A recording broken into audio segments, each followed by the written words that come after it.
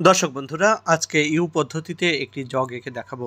এজন্যে প্রথমে একটা ইউ এরকমভাবে লম্বা করে এঁকে নিতে হবে, যার উপরের অংশটার জায়গা কমে যাবে।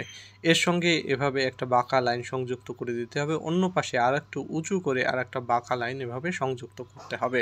এরপরে মুখে দুই পাশ থেকে দুইটা বাঁকা লাইন এঁকে দিলেই হয়ে যাবে জগের মুখ।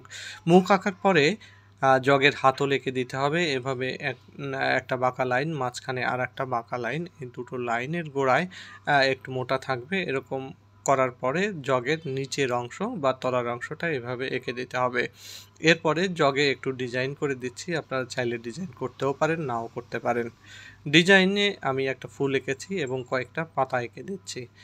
এরপরে আমি রং করে দিব। জগটা আমি নীল রঙের করছি, আপনারা আপনাদের পছন্দ অনুযায়ী রং করে দিতে পারেন।